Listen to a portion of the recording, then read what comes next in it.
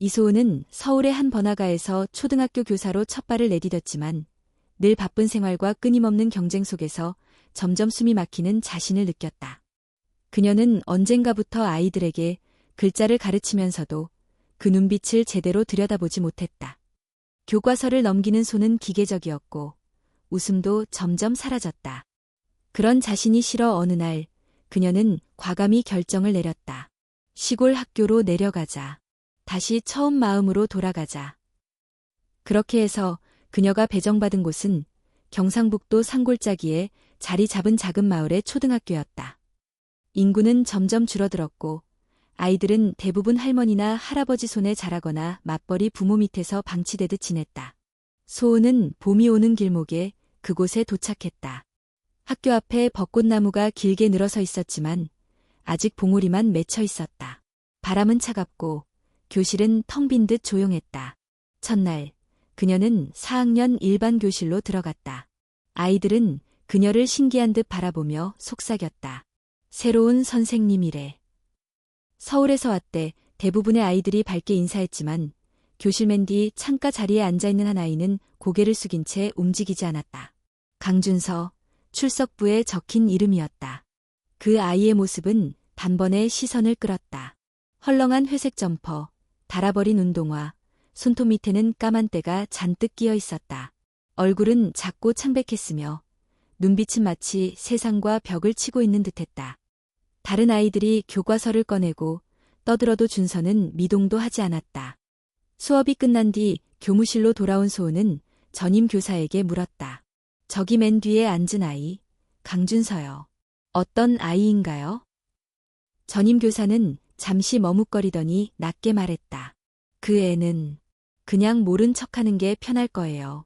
말수도 없고 친구도 없고 문제도 많아요. 아버지가 사고를 치고 교도소에 있다더군요. 어머니는 일찍 돌아가셨고 할머니가 돌본다고 하는데 그분도 병이 심하대요. 준서가 예전엔 친구를 때린 적도 있어요. 또 다른 교사가 끼어들었다. 소은 선생님, 괜히 정 붙였다가 상처만 받아요. 저런 애들은 선생님이 아무리 애써도 변하지 않아요. 소은은 아무 말 없이 창밖을 바라봤다. 회색 하늘 아래 벚꽃나무 가지가 바람에 흔들리고 있었다. 그녀는 전임 교사의 말이 귀에 맴돌았지만 마음 한구석이 묘하게 아팠다. 아이가 아니라 문제라는 단어로 불리고 있는 그 아이가 떠올라서였다. 그날 오후 소은은 아이들을 운동장으로 데리고 나가 봄맞이 청소를 했다. 아이들이 모래를 털고 꽃밭을 다듬으며 즐겁게 떠드는 가운데 준서는 구석에 앉아 있었다. 소은이 다가가 말했다. 준서야, 너도 같이 할래? 그러나 아이는 아무 대답도 하지 않았다. 그녀가 다가서자 준서는 살짝 몸을 돌려 등을 보였다. 그날 밤 소은은 숙소로 돌아와 일기를 썼다. 오늘 강준서를 처음 보았다. 아이가 아니라 벽 같았다. 하지만 벽은 원래 사람의 손으로 쌓아 올린다. 언젠가 무너뜨릴 수도 있지 않을까. 내일은 이름을 불러 주어야겠다. 그리고 기다려야겠다. 다음 날 아침 소은은 출석을 부르면서 일부러 준서의 이름을 또렷하게 불렀다. 강준서. 잠시 정적이 흘렀지만 아이는 고개도 들지 않았다. 대신 연필을 쥔 손이 살짝 떨렸다. 소은은 느꼈다. 분명히 들었다는 것을. 그날 수업이 끝난 뒤 아이들이 모두 돌아간 교실에서 소은은 준서의 책상을 살펴보았다. 책상 구석에 구겨진 종이가 있었다. 그 안에는 검은 크레용으로 그린 그림이 빼곡했다. 산속의 허름한 집, 병상에 누운 노인, 그리고 한 소년이 멀리 돌아서는 그림. 글씨는 없었다. 소은은 가슴이 먹먹해졌다. 아이가 왜 말이 없는지 조금은 이해할 것 같았다. 말 대신 그림으로 세상을 기록하는 아이. 아무도 그의 이야기를 들어주지 않으니 그는 종이 위에 자기 세계를 세운 것이다. 그날 저녁, 소은은 학교 뒤편 언덕을 올라갔다. 언덕 위에는 마을이 한눈에 내려다 보였다. 작은 지붕들, 연기가 올라오는 굴뚝, 그리고 그 너머로 보이는 희미한 산등성이. 서울에서의 빠른 걸음과 달리 이곳의 시간은 느리게 흐르고 있었다. 하지만 그 느림 속에서도 어떤 아이는 외로움에 파묻혀 숨쉬고 있었다. 내가 할 수 있는 게 있을까? 소은은 자신에게 물었다. 답은 없었다. 다만 마음속에 하나의 다짐이 피어올랐다. 그래도 외면하지는 말자. 한 번쯤 누군가가 먼저 손을 내밀어야 하니까. 다음 날, 소은은 작은 종이봉투에 떡을 싸서 교실로 가져갔다. 쉬는 시간에 아이들에게 나눠주며 웃었다. 서울떡이야. 한번 먹어봐. 아이들이 신기한 듯 받아 먹는 사이 준서는 떡을 받지 않고 그냥 가만히 있었다. 소은이 다가가 봉투를 내밀자 준서는 잠시 망설이다가 떡을 받았다. 그러나 그는 먹지 않고 조심스럽게 종이를 접어 주머니에 넣었다. 그 순간 소은은 그 행동이 단순한 거부가 아니라는 걸 직감했다. 아이는 무언가를 간직하고 싶어 했다. 아마도 자신에게 건네진 첫 번째 따뜻한 손길일지도 모른다. 그날 밤, 소은은 다시 일기를 썼다. 준서가 떡을 받았다. 먹지는 않았지만 그걸 꼭 주머니에 넣었다. 그는 아직 세상을 믿지 않는다. 하지만 어쩌면 믿고 싶어 하는지도 모른다. 내일도 이름을 부르자. 내일도 기다리자. 학교 앞 벚꽃나무에 작은 봉오리가 하나둘 피기 시작하던 그때 소은은 그 아이의 마음에도 언젠가 꽃이 필 것이라 믿고 있었다. 그것이 언제가 될지는 아무도 몰랐다. 하지만 시작은 이미 이루어지고 있었다. 이소은은 매일 아침 출석을 부르며 강준서의 이름을 조금 더 힘있게, 조금 더 따뜻하게 불렀다. 처음에는 아무 반응이 없던 준서가 어느 날 잠깐 고개를 들었다. 그 짧은 눈맞춤 속에서 소은은 무언가가 깜박이는 것을 보았다. 두려움과 경계, 그리고 아주 희미한 기대 같은 것. 그날 수업이 끝난 뒤 소은은 일부러 준서 옆을 지나가며 조용히 물었다. 준서야, 수업 어땠어? 준서는 대답하지 않았지만 연필을 꽉 쥔 손이 떨리고 있었다. 아이는 아직 단단한 껍질 속에 숨어 있었다. 그러나 소은은 알았다. 껍질을 두드리는 손길이 언젠가 닿을 수 있음을. 그녀는 작은 시도를 계속했다. 쉬는 시간에 준서의 자리에 조용히 책 한 권을 올려두었다. 어린이용 시집이었다. 표지에는 눈 내리는 산골짜기와 작은 집이 그려져 있었다. 그 책을 준서가 가져갈지, 버릴지 모른 채 소은은 교실을 나왔다. 다음 날 아침, 책은 준서의 가방 속으로 들어가 있었다. 아무 말도 없었지만 그것만으로도 충분했다. 소은은 그 주말에 준서의 집을 찾아갔다. 학교에서 언덕을 오르고 좁은 골목을 지나 오래된 집 앞에 섰을 때 그녀는 문득 자신이 초인종을 누르며 얼마나 떨고 있는지 깨달았다. 삐걱거리는 소리와 함께 문이 열리자 허리가 굽은 할머니가 나타났다. 아, 선생님이구나. 여기까지 오느라 고생했어요. 할머니의 얼굴은 잔주름으로 가득했지만 눈빛은 다정했다. 그녀는 연신 기침을 하며 소은을 안으로 안내했다. 집안은 차가웠다. 낡은 전기장판 위에 얇은 이불이 덮여 있었고 벽 한쪽에는 오래된 사진들이 걸려 있었다. 젊은 남자와 여자가 웃고 있는 사진, 그리고 그들 사이에 어린 준서가 서 있는 사진. 소은은 한눈에 알아보았다. 준서의 부모였다. 할머니는 조용히 말했다. 우리 준서가 많이 힘들죠. 애가 말을 안 해서 저도 걱정이 많아요. 저는 몸이 이렇게 안 좋아서 아이에게 제대로 해줄 수 있는 게 없어요. 소은은 고개를 숙였다. 준서가 학교에서 친구들이랑 잘 지내는지 궁금해서 왔어요. 공부는 잘 따라오고요. 할머니는 씁쓸하게 웃었다. 아이가 공부를 못하는 게 아니라 마음이 닫혀 있는 거예요. 엄마가 일찍 떠나고 아버지는 사고를 치고 세상에 믿을 만한 어른이 없다고 생각하는 거겠죠. 그 말은 소은의 가슴을 깊이 찔렀다. 자신이 그 아이에게 어떤 어른이 될 수 있을까? 그 순간부터 그녀는 그 질문을 품게 되었다. 집을 나서며 소은은 발길을 돌려 언덕 위에서 잠시 섰다. 바람이 차갑게 불어왔다. 산 너머로 해가 지고 있었고 마을의 연기는 점점 옅어졌다. 그녀는 자기 마음속에서 작은 결심이 싹 트는 것을 느꼈다. 며칠 뒤 학교에서 작은 변화가 일어났다. 수업 중 발표를 시킬 때 준서가 아주 조용한 목소리로 한 줄을 읽었다. 아이들이 놀라서 쳐다봤지만 소은은 아무렇지 않게 미소 지었다. 잘했어, 준서야. 그 한마디에 준서의 귀끝이 빨갛게 물들었다. 그날 오후 준서는 소은에게 종이를 내밀었다. 구겨진 스케치북의 한 장이었다. 거기에는 벚꽃나무가 그려져 있었다. 잔뜩 부서진 가지와 눈발 속에 서 있는 작은 소년, 그리고 멀리서 다가오는 한 여자의 그림이었다. 글씨는 없었지만 소은은 알아보았다. 그것은 준서가 처음으로 세상에 내민 신호였다. 소은은 그 그림을 바라보며 조용히 말했다. 고맙다, 준서야. 정말 고맙다. 아이의 눈빛이 잠깐 흔들렸다. 그 흔들림 속에서 소은은 벽이 아주 조금씩, 정말 조금씩 무너지고 있음을 느꼈다. 겨울이 깊어질수록 준서의 세계에도 아주 작은 물방울이 생겨나고 있었다. 그것은 아직 얼어붙은 얼음 속의 물처럼 갇혀 있었지만 언젠가 봄이 오면 흘러나올 것이다. 그러나 소은은 동시에 알았다. 아이의 삶이 결코 단순히 따뜻한 이야기로 끝나지 않으리라는 것을. 현실은 그보다 훨씬 더 무겁고 차갑다. 할머니의 건강이 악화되고 있다는 소식이 이미 들려오고 있었고 마을 사람들의 시선은 여전히 그 아이에게 차가웠다. 그럼에도 불구하고 소은은 출근길마다 자신을 다독였다. 오늘도 이름을 부르자. 오늘도 기다리자. 언젠가는 반드시 꽃이 필 것이다. 며칠 뒤 준서는 수업이 끝난 뒤 갑자기 소은에게 다가왔다. 선생님. 그것은 준서가 처음으로 부른 소은의 이름이었다. 소은은 놀라서 아이를 바라봤다.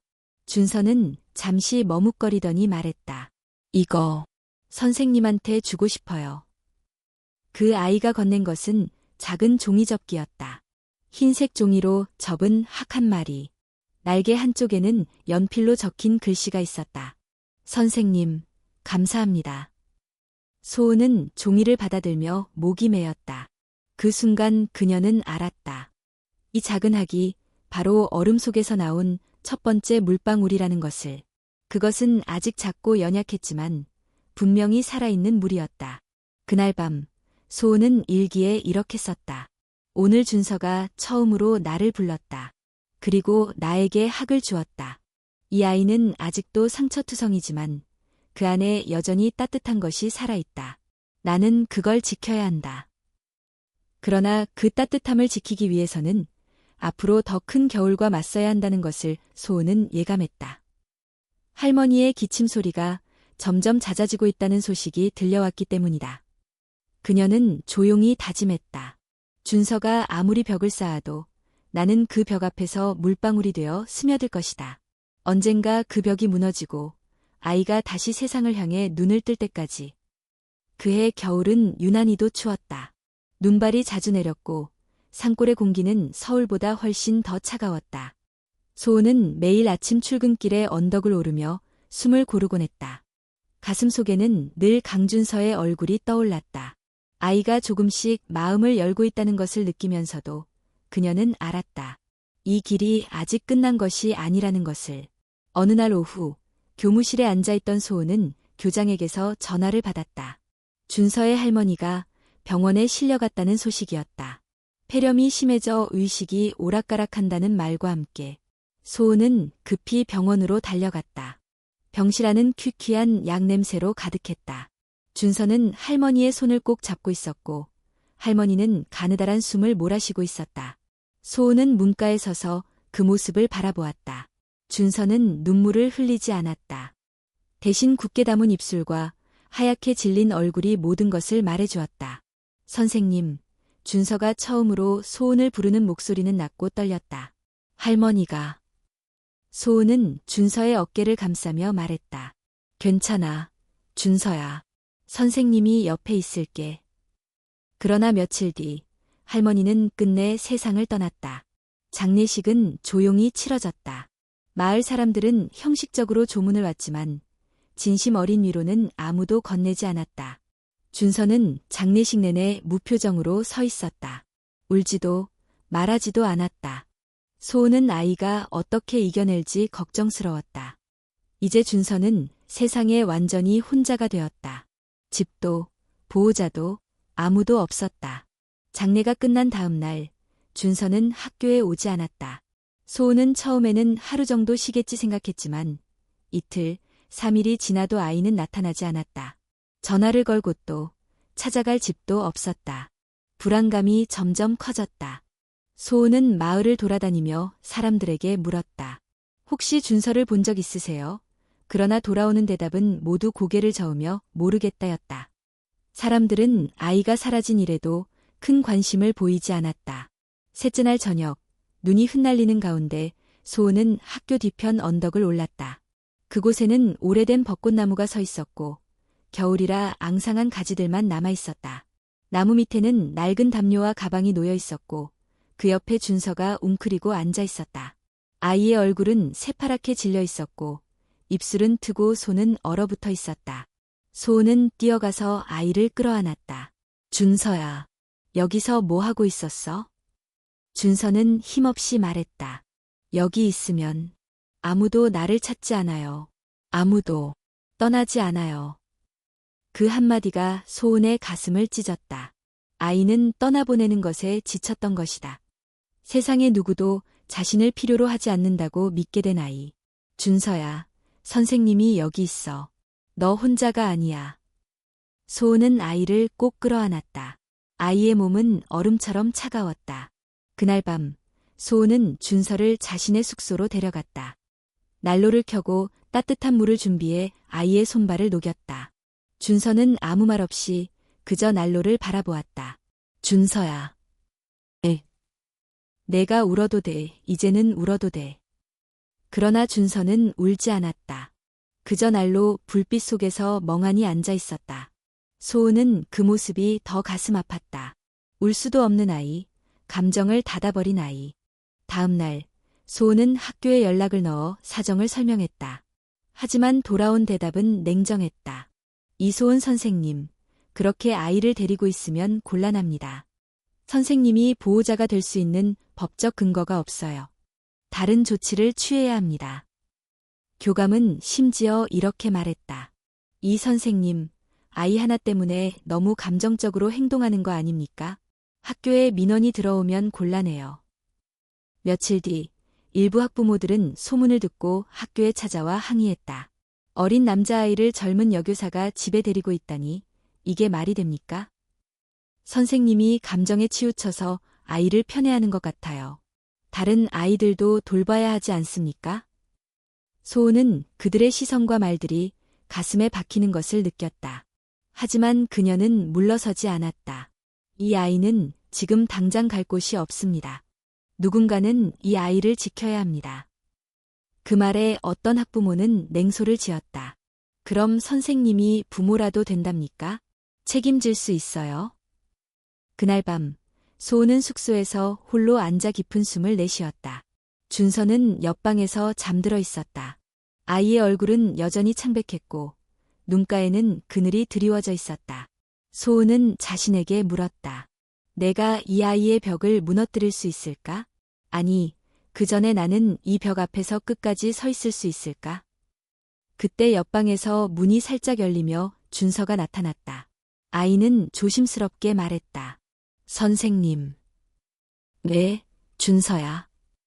선생님이 떠나면 나는 또 혼자예요. 소은은 그 말을 듣는 순간 눈물이 쏟아졌다. 그녀는 아이를 안으며 말했다. 아니야. 선생님은 너를 버리지 않아. 절대 떠나지 않아. 준서의 작은 손이 소은의 옷깃을 꼭 잡았다. 그 손끝에 힘이 들어갔다. 아이는 낮은 목소리로 속삭였다. 선생님, 나를 필요로 해주세요. 아무도 나를 필요로 하지 않아요. 소은은 그 말을 가슴 깊이 새기며 아이의 등을 토닥였다. 그 순간 그녀는 결심했다. 법이 허락하지 않더라도 사람들의 시선이 어떠하더라도 이 아이만큼은 놓지 않겠다고. 겨울바람이 창밖에서 울었다. 하지만 소은은 그 바람 속에서 처음으로 미약한 희망의 소리를 들었다. 그것은 준서가 그녀에게 건넨 첫 번째 진짜 목소리였다. 그날 이후 이소은은 학교에 정식으로 보호자 임시 지정 신청서를 제출했다. 강준서가 의지할 가족이 아무도 없다는 사실, 학교 밖에서는 돌봐줄 사람도 공간도 없다는 점, 그리고 자신이 아이를 잠시 돌보겠다는 의지를 상세히 설명한 문서였다. 하지만 학교는 곧바로 움직이지 않았다. 며칠이 지나도 아무런 답이 없었고 대신 소문만 퍼졌다. 몇몇 동료 교사들은 눈길을 피했고 복도에서 마주친 학부모들은 인사를 생략한 채 지나쳤다. 하루는 교무실에서 동료 교사 둘이 소근거리는 소리를 들었다. 그러니까 남자아이를 집에 데리고 살고 있다는 거지? 그런데 아직 미혼이라며? 교사가 그럴 수 있어? 소은은 그 말을 모른 척하고 책상에 앉았지만 손끝이 떨렸다. 그녀는 단지 아이를 지키고 싶었을 뿐이다. 하지만 사람들은 그녀의 의도를 쉽게 왜곡했고 진심은 의심의 대상이 되었다. 며칠 뒤 교장은 정식으로 그녀를 불렀다. 교무실 구석방에서 교장, 교감, 그리고 교육청 관계자까지 모인 자리였다. 이소은 선생님, 선생님의 진심은 이해합니다. 하지만 지금 상황은 매우 민감하고 타인의 오해를 불러일으킬 수 있습니다. 교장은 조심스럽게 말을 이었다. 법적으로 미성년 아이와 성인 교사가 함께 거주하는 것은 위험 요소가 있습니다. 보호자 지정을 원하신다면 정식 위탁 절차를 밟아야 하며 그것도 관련 기관의 승인이 필요합니다. 소은은 차분하게 말했다. 그 모든 절차, 제가 책임지고 진행하겠습니다. 하지만 지금 이 아이는 당장 갈 곳이 없습니다. 제가 돌보지 않으면 다시 시설로 보내야 합니다. 교감이 중간에 말을 잘랐다. 그것이 오히려 아이를 위해 더 나을 수도 있습니다. 선생님의 감정이 개입되면 판단이 흐려질 수 있어요. 그 말에 소은은 조용히 고개를 들었다. 아이를 판단의 대상이 아니라 존재 그 자체로 바라볼 수 있는 사람이 필요합니다. 저는 그 역할을 하고 싶습니다. 누군가는 해야 하니까요. 회의가 끝난 뒤 소은은 교무실로 돌아와 자리에 앉았다. 창밖에는 눈이 조용히 내리고 있었고 그 아래로 아이들이 뛰노는 소리가 들렸다. 그녀는 가만히 손등을 바라보았다. 준서가 붙잡았던 그 손, 아이의 체온이 아직도 남아있는 듯했다. 그리고 그날 저녁, 소은은 다시 교육청에 정식 민원서를 제출했다. 내용은 보호자 임시 인정을 요청하는 것이었고 준서와의 일상, 감정적 변화, 그리고 주변 환경에 대한 자료를 꼼꼼히 첨부했다. 며칠 뒤 마을 주민 중 일부는 조용히 소은에게 응원을 보냈다. 선생님, 쉽지 않은 길이지만 저희 같은 어른들이 못한 일을 해줘서 고맙습니다. 하지만 또 다른 목소리들은 훨씬 더 거셌다. 여자가 혼자 아이를 키운다고요? 누가 책임지죠? 선생님 하나 때문에 학교 분위기가 불안해졌어요. 소은은 흔들렸지만 무너지지 않았다. 그녀는 매일같이 아이와 식사를 나누고 같이 숙제를 하고 밤이면 아이가 잠들 때까지 옆에 앉아 있었다. 준서는 여전히 많은 말을 하지 않았지만 매일 저녁 식탁을 스스로 차리고 이불을 개며 선생님을 기다리는 눈빛이 달라졌다. 어느 날 밤 준서가 갑자기 소은에게 물었다. 선생님, 나 때문에 힘들죠? 소은은 멈칫했다. 아이의 눈에는 어른처럼 깊은 불안이 담겨 있었다. 그녀는 조용히 웃으며 말했다. 힘들지. 하지만 너랑 함께 있어서 다행이야. 준서는 한참을 말이 없다가 고개를 끄덕이며 말했다. 나는 선생님이 처음이에요. 나한테 괜찮다고 말해준 사람. 그 말에 소은은 눈시울이 붉어졌다. 얼마나 많은 날을 이 아이는 혼자 견뎌왔을까. 칭찬 한마디, 안부 한 번 없이 지낸 나날들이 그의 마음에 얼마나 큰 구멍을 남겼을까. 그리고 마침내 교육청으로부터 연락이 왔다. 임시 보호자로서 인정은 어렵지만 시설 입소를 유예하고 선생님과 함께 생활하는 조건하에 지역 아동센터의 정기 관리를 받는 조건으로 특별 사례로 승인합니다. 한계는 있었지만 그것은 분명한 첫걸음이었다. 소은은 준서에게 조심스럽게 그 사실을 전했다. 정식으로 입양은 어렵지만 앞으로도 선생님이 너와 함께 지낼 수 있게 됐어. 준서는 무표정하게 고개를 끄덕였지만 그날 밤 소은이 부엌 정리를 할 때 아이는 몰래 그린 그림 하나를 식탁 위에 올려두고 방으로 들어갔다. 그 그림 속에는 두 사람이 함께 앉아 있었다. 벚꽃나무 아래에서. 그 옆에는 작은 글씨가 적혀 있었다. 나를 지켜준 사람, 이제 나도 지켜줄게요. 그 글꼴을 보는 순간 소은은 주저앉아 조용히 울었다. 그동안 억눌렀던 두려움, 상처, 분노, 그리고 안도감이 한꺼번에 터져나왔다. 아이는 말로 하지 않아도 이미 모든 것을 알고 있었던 것이다. 겨울의 끝이 다가오고 있었다. 눈은 여전히 내렸지만 그 아래에서 땅은 조금씩 녹고 있었다. 소은은 다시 일기를 꺼내 들었다. 나는 강준서를 통해 교사가 아니라 사람이 되었다.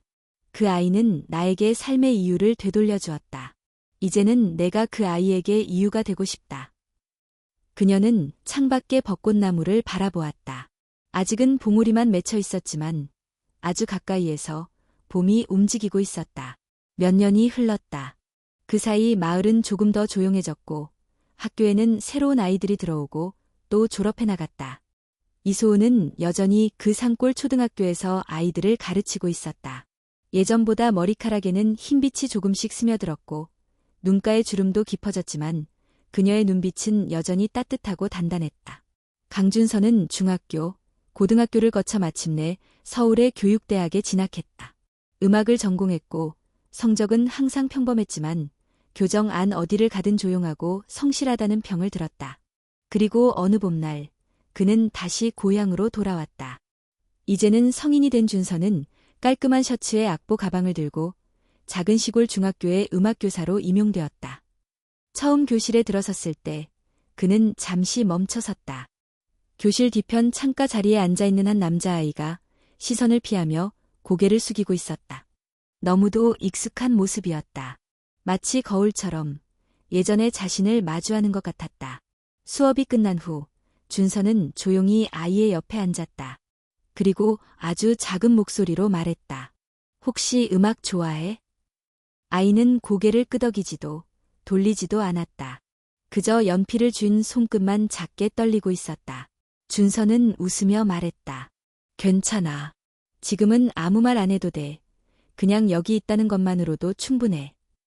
며칠 뒤 아이는 음악실에 혼자 앉아 피아노 건반을 두드리고 있었다. 불협화음이었지만 그것은 분명히 무언가를 전하려는 손끝이었다. 준서는 문밖에서 조용히 아이를 지켜보다가 돌아섰다. 그날 밤 준서는 가방에서 오래된 그림 하나를 꺼냈다. 벚꽃나무 아래 두 사람이 함께 앉아있는 그 그림. 그는 조심스럽게 그 그림을 액자에 넣고 자신의 교실 책상 위에 올려두었다. 며칠 뒤 중학교는 졸업식을 맞았다. 강당에는 축하 현수막이 걸렸고 학생들과 부모들이 삼삼오오 앉아 있었다. 교장 선생님의 축사, 졸업생 대표의 편지 낭독이 끝난 뒤 강준서는 단상 위로 올라갔다. 그는 준비한 말을 꺼냈다. 저는 이 마을에서 자랐고 이 교실에서 처음으로 제 이름을 들어본 기억이 있습니다. 세상에서 아무도 나를 불러주지 않던 시절 단 한 사람이 제 이름을 매일 아침 불러주셨습니다. 객석에서 조용한 숨소리들이 들렸다. 누군가가 고개를 들었고 누군가는 손을 모았다. 그분이 저에게 말해주셨습니다. 이름은 단지 부르는 소리가 아니라 누군가가 존재를 인정해주는 방식이라고요. 그래서 저는 오늘 여러분 모두의 이름을 기억하려고 합니다. 단 한 번이라도 이 교실에서 존재를 느꼈기를 바랍니다. 그 말이 끝나자 강당은 잠시 조용해졌다. 그리고 조용한 박수가 시작되었다. 졸업식이 끝난 뒤 아이들과 학부모들이 흩어지는 사이 한 중년 여성이 조용히 강당 안으로 들어왔다. 그녀는 사람들이 거의 다 빠져나간 뒤 무대 앞에 가만히 섰다. 회색 코트, 단정한 머리, 그리고 약간 굽은 어깨. 바로 이소은이었다. 준서는 그녀를 발견하고 잠시 멈췄다. 두 사람은 말없이 서로를 바라보았다. 오랜 시간이 흐른 듯한 침묵 속에서 준서는 조용히 말했다. 선생님, 오셨군요. 소은은 살짝 웃으며 고개를 끄덕였다. 네, 꼭 보고 싶었어요. 내가 아이들을 어떻게 대하는지. 준서는 어색하게 웃었다. 그냥 예전에 선생님이 저한테 해주신 그대로 하고 있어요. 소은은 가까이 다가와 손을 잡았다. 그때 내가 내 손을 잡아줬던 날, 난 알았어. 언젠가는 내가 다른 누군가의 손도 잡아줄 거라는 걸. 두 사람은 강당을 천천히 걸어 나왔다. 문을 열고 나가자 바깥에는 벚꽃이 흩날리고 있었다. 예상보다 이른 봄이었다. 꽃잎은 바람을 타고 하늘에서 떨어졌고 운동장 구석에는 아이들이 웃으며 뛰어다니고 있었다. 그 풍경을 바라보며 소은은 조용히 말했다. 예전에 너랑 이 나무 아래를 함께 지나갔을 때 난 그저 꽃잎이 예쁘다고만 생각했어. 그런데 지금은 알아. 그 아래에서 우리가 얼마나 많은 시간을 버텼는지. 준서는 고개를 끄덕였다. 그 꽃잎이 떨어지는 동안 선생님은 매일 저를 불러줬어요. 아무도 불러주지 않던 이름을. 그날 오후 교실로 돌아간 준서는 출석부를 들고 앉았다. 그리고 첫 번째 줄의 이름을 또박또박 불렀다. 이지원. 잠시 침묵이 흐른 후 구석에 앉아있던 아이가 조용히 대답했다. 네, 있습니다. 그 목소리는 떨렸지만 분명한 존재의 울림이 있었다. 준서는 미소를 지으며 다음 이름을 불렀다. 교실은 조용했지만 그 안에는 분명히 무언가가 피어나고 있었다. 강준서는 매일 아침 이름을 불렀다. 그 이름들이 이 교실 안에서 살아 숨쉬도록, 그리고 한 번도 불려지지 않았던 누군가의 마음도 다시 깨어날 수 있도록. 그는 이제 알고 있었다. 교사는 지식을 전달하는 사람이 아니라 존재를 인정하는 사람이라는 것을. 그리고 그 시작은 오래전 겨울. 누군가가 매일 그의 이름을 불러주던 바로 그때부터였다는 것을.